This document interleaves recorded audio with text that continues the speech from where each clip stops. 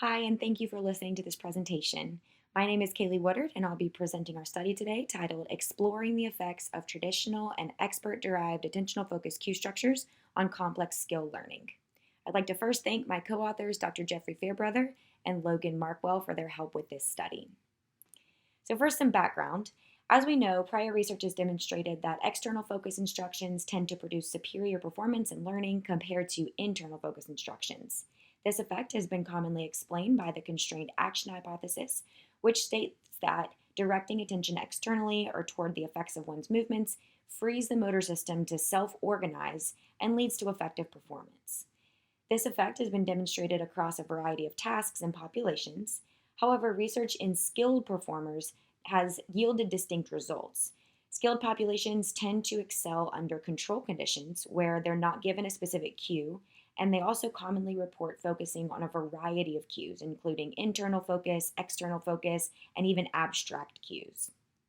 Most experimental protocols, however, have been inconsistent with this approach, such that learners are often given a single cue or a small set of cues to focus on for the entire practice phase. And this inconsistency reveals a need to test more realistic instructional protocols. The present study provided an experimental test of focus instructions that were based on the attentional strategies of expert jump rope athletes from a previous study to determine how they compared to recommendations from the existing literature. Our participants were 48 experienced jump rope athletes, and upon enrollment, they were asked to choose one multiple underskill to practice throughout the study. In the video here, you'll see an example of a multiple underskill. This skill requires the athletes to turn the rope around the body more than one time in a single jump, usually 3, 4, or 5 times. The participants were assigned to one of 4 experimental groups, and you see those groups listed here on your screen. And they completed a baseline assessment followed by a 2-week practice phase, and then finally a learning assessment. During practice, participants were given instructions based on their experimental group, and you'll see those instructions now listed on your screen, but I want to draw your attention to a few things. First, the internal and external groups were given a single instruction to focus on throughout practice to align with those traditional attentional focus research protocols that we've seen in the past. The expert model group was given a set of 10 cues that were modeled after the cues that were reported by those expert jump rope athletes, and they were prescribed one of these cues for each practice repetition. Finally, the expert modeled autonomous group was given the same instructions, but in a menu-like fashion so that they could choose when to use each cue. So let's get to some results. First, we saw no differences at baseline between groups, which aligned with our expectations. We also saw no immediate performance differences between groups, but we did see a difference at the learning assessment, such that the expert modeled group completed significantly more successful attempts than expected, and the internal focus group completed significantly fewer successful attempts than expected.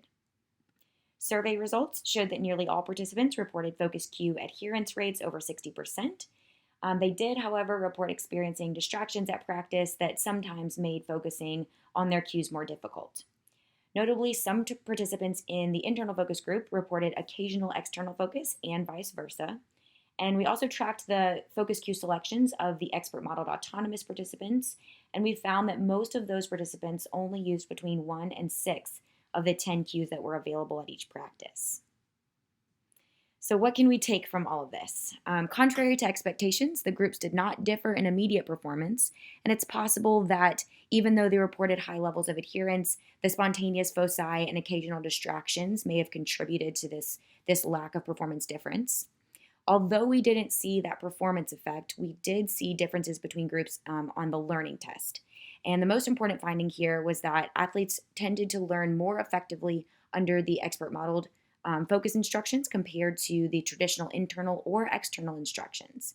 And this finding supports the idea that optimal attentional strategies are likely more complex than what we have studied in the past.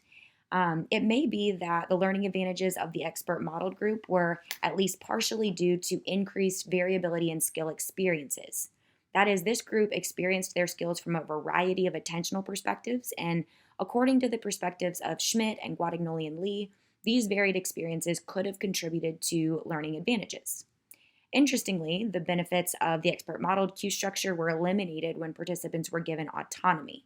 And it may be that these participants were simply not able to effectively use their autonomy due to distractions and a high attentional demand during practice. But of course, more research is needed to test this idea.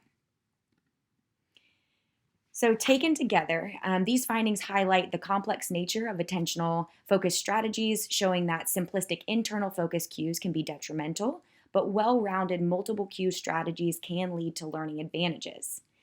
Future research is needed to explore the effects of complex attentional strategies and various levels of autonomy provision for learning. I would like to thank you so much for listening, and I'm happy to address any questions in the comments.